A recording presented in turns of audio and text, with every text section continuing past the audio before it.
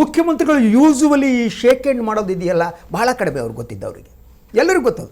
ಎಲ್ಲರಿಗೂ shake hand ಮಾಡಿ ಅವ್ರು ಹೇಳಿದ್ದೇನು ಗೊತ್ತಾ, ಆಲ್ ದ ಬೆಸ್ಟ್ ಅಂತ. ಯಾಕೆ ಆಲ್ ದ ಬೆಸ್ಟ್ ಹೇಳಿದ್ರು, ಯಾರಿಗೆ ಆಲ್ ದ ಬೆಸ್ಟ್ ಹೇಳಿದ್ರು ಗೊತ್ತಿಲ್ಲ, ವಿವರಗಳಿನ್ನೂ ಲಭ್ಯ ಆಗಿಲ್ಲ. ಅದಾದ ಮೇಲೆ ಮುಖ್ಯಮಂತ್ರಿಗಳು ಅಲ್ಲಿಂದ ನೇರವಾಗಿ ಇಂದಿರಾ ಭವನಕ್ಕೆ AICC ಕಚೇರಿಗೆ ಬಂದರು. ಅಲ್ಲಿ KC ವೇಣುಗೋಪಾಲ್ ಮತ್ತು ಸುರ್ಜೇವಾಲಾ ಇಬ್ಬರು ಇದ್ದರು. ಅವರಿಗೆ ಜೊತೆ ಒಂದು ಕೆಲವು ನಿಮಿಷಗಳ ಕಾಲ ಮಾತನಾಡಿದ್ರು. ಆದರೆ ಸುದ್ದಿಗಾರರ ಯಾವ ಪ್ರಶ್ನೆಗೂ ಅವರು ಉತ್ತರ ಕೊಟ್ಟಿಲ್ಲ. ಇನ್ನೊಂದು ಕಡೆ DK ಶಿವಕುಮಾರ್ ಅವರು ಕೂಡ AICC ಕಚೇರಿಗೆ ಬಂದರು. ಅವರು ಕೂಡ ಸುದ್ದಿಗಾರರ ಜೊತೆ ಮಾತಾಡಲಿಲ್ಲ. ಹಾಗೆಯೇ ಕರ್ನಾಟಕ ಭವನದಲ್ಲಿ ಮುಖ್ಯಮಂತ್ರಿ ಉಪಮುಖ್ಯಮಂತ್ರಿ ಇಬ್ಬರು ಇದ್ದರು, ಆದರೆ ಇಬ್ಬರು ಮುಖಾಮುಖಿ ಆಗಲೇ ಇಲ್ಲ. ಸೊ ಇದಾದ ಮೇಲೆ ಸಭೆ ಪ್ರಾರಂಭ ಆಯಿತು. ಸುಮಾರು 11:27 AICC ಕಚೇರಿಗೆ ರಾಹುಲ್ ಗಾಂಧಿ ಅವರು ಆಗಮಿಸಿದರು. 11 ಗಂಟೆ ಇತ್ತು, 27 ನಿಮಿಷ ವಿಳಂಬವಾಗಿ ಬಂದರು. 11 ಗಂಟೆಗಿಂತ ಮೊದಲು ಮುಖ್ಯಮಂತ್ರಿಗಳು ಬಂದು ಒಂದು ಸುತ್ತು ಮಾತನಾಡಿದರು.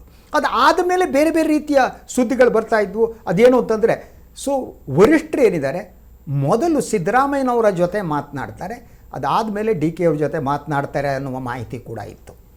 ಆದರೆ ಈಗ ಬಂದ ಮಾಹಿತಿಯ ಪ್ರಕಾರ ಎಲ್ಲರೂ ಕುಳಿತು ಮಾತುಕತೆಯನ್ನು ಪ್ರಾರಂಭಿಸಿದ್ದಾರೆ. ಎಸ್ ಸರ್, ಈಗ DK ಶಿವಕುಮಾರ್ ಇದ್ದಾರೆ ದೆಹಲಿಯಲ್ಲಿ, ಬಟ್ ಮೀಟಿಂಗ್ನಲ್ಲಿಲ್ಲ. ಮೀಟಿಂಗಲ್ಲಿರೋದು ರಾಹುಲ್ ಗಾಂಧಿ ಅವರು, KC ವೇಣುಗೋಪಾಲ್ ಮತ್ತೆ ಸಿದ್ದರಾಮಯ್ಯ ಮತ್ತು ಸುರ್ಜೇವಾಲಾ. ಹೀಗಿದ್ದಾಗ ಏನು ಮೀಟಿಂಗ್ನ ಅಜೆಂಡಾ ಏನಿರ್ಬೋದು, ಏನು ಮಾತಾಡ್ಬೋದು ಅಂತ ಕುತೂಹಲ ನನಗಂತೂ ಕಾಡ್ತಾ ಇದೆ. ಏನು ಮಾತಾಡ್ಬೋದು? ಸೊ ಇದಕ್ಕೆ 2-3 ಸಾಧ್ಯತೆ ಇದೆ. ಮೊದಲು ಏನನ್ನ ಹೇಳಬೇಕೋ ಅದನ್ನು ಮುಖ್ಯಮಂತ್ರಿಗೆ ಹೇಳುವಂಥದ್ದು, what ever it may be. ನೀವು ಕಂಟಿನ್ಯೂ ಆಗಿ ಅಂತ ಹೇಳೋದಿರ್ಬೋದು, ಅಥವಾ ನೀವು ರಾಜ್ಯಸಭೆಗೆ ಬನ್ನಿ ರಾಜ್ಯಸಭೆಗೆ ಬನ್ನಿ ಅಂದ್ರೆ ಅದರ ಅರ್ಥ ಇಲ್ಲಿ ಬಿಟ್ಟು ಬನ್ನಿ ಅಂತ ಬನ್ನಿ ಅಂತ ಇರ್ಬೋದು. ಮೊದಲು ಅವರಿಗೆ ಹೇಳಿ ಅವರ ಅಭಿಪ್ರಾಯವನ್ನು ಪಡೆಯುವಂಥ. ಅಲ್ಟಿಮೇಟ್ಲಿ ಹೈಕಮಾಂಡ್ ಮುಂದೆ ಇರುವಂಥ ಬಹುದೊಡ್ಡ ಸವಾಲು ಸರ್ ಅಂದರೆ ಹೇಗೆ ಸಮತೋಲನವನ್ನು ಕಾಪಾಡೋದು ಇಬ್ಬರ ನಡುವೆ. ಒಬ್ಬರನ್ನು ಕೂಡ ರಿಜೆಕ್ಟ್ ಮಾಡುವ ಸ್ಥಿತಿಯಲ್ಲಿಲ್ಲ. ಸಮತೋಲನವನ್ನು ಕಾಪಾಡೋದು ಅಂದರೆ ಇಬ್ಬರ ನಡುವೆ ಒಂದು ಹೊಂದಾಣಿಕೆಯನ್ನು, ಸಮನ್ವಯತೆಯನ್ನು ತರೋದು. ಸೊ ಇದಿಬ್ಬರು ಕೂಡ ಕಾರ್ಯತಂತ್ರವನ್ನು ನಿನ್ನೆಯಿಂದ ರೂಪಿಸ್ತಾ ಇದ್ದಾರೆ. ಕರ್ನಾಟಕದಲ್ಲಿ ಕಾರ್ಯತಂತ್ರ ರೂಪಿಸೋರು ದೆಹಲಿಗೆ ಹೋದ ಮೇಲೂ ಕೂಡ ಕಾರ್ಯತಂತ್ರ ಕೊನೆ ಕ್ಷಣದವರೆಗೂ ಬಿಟ್ಟಿಲ್ಲ. ಬ್ರೇಕ್ಫಾಸ್ಟ್ ಮೀಟಿಂಗ್ ಆಯ್ತು. ಈ ಮೀಟಿಂಗ್ ಮುಗಿದ ಮೇಲೆ ಇವತ್ತು ಜಾರ್ಜ್ ಮನೆಯಲ್ಲಿ ಮಧ್ಯಾಹ್ನ ಲಂಚ್ ವ್ಯವಸ್ಥೆ ಮಾಡ್ತಾ ಇದ್ದಾರೆ. ಮೀಟಿಂಗ್ ಮುಗಿಸಿ ಎಲ್ಲರೂ ಜಾರ್ಜ್ ಮನೆಗೆ ಲಂಚ್ಗೆ ಹೋಗ್ತಾರೆ. ಆದ್ರೆ ಈ ಮೀಟಿಂಗ್ ನಲ್ಲಿ ಏನ್ ಔಟ್ಪುಟ್ ಬರುತ್ತೆ ಅನ್ನೋದು ಇದೆಯಲ್ಲ, ಇದು ತುಂಬಾ ತುಂಬಾ ತುಂಬಾ ಕುತೂಹಲ ಮೂಡಿಸ್ತಾ ಇದೆ, ತುಂಬಾ ಇಂಪಾರ್ಟೆಂಟ್ ಆಗಿದೆ. DK ಶಿವಕುಮಾರ್ ಈ ಮೀಟಿಂಗ್ ನಿಂದ ಹೊರಗಿದ್ದಾರೆ.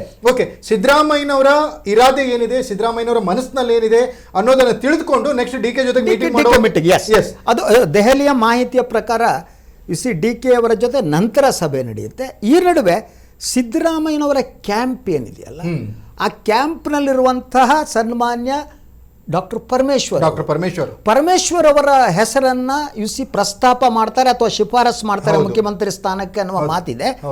ದೆಹಲಿಯಿಂದ ಬಂದು ಮಾಹಿತಿಯ ಪ್ರಕಾರ ಬಹಳ ಕಾನ್ಫಿಡೆಂಟ್ ಆಗಿದ್ದರಂತೆ ಡಾಕ್ಟರ್ ಪರಮೇಶ್ವರ್ ಅವರು ಬೆಳಗ್ಗೆ. ಸೊ ಬೆಳಗ್ಗೆ guard of honour usually Karnataka ಬಂದ ಹತ್ರ ಕೊಟ್ಟಂಥ ಸಂದರ್ಭದಲ್ಲೂ ಮುಖ್ಯಮಂತ್ರಿಗಳ ಪಕ್ಕ ಇದ್ರು. So we can easily see a divide sir. ಅದು ಯಾವ ರೀತಿ ಡಿವೈಡ್ ಅಂದರೆ DK ಅವರ ಜೊತೆ ಯಾರೂ ಇರಲಿಲ್ಲ, ಹ್ಯಾರಿಸ್ ಅನ್ನುವ MLA ಮಾತ್ರ ಇತ್ತು.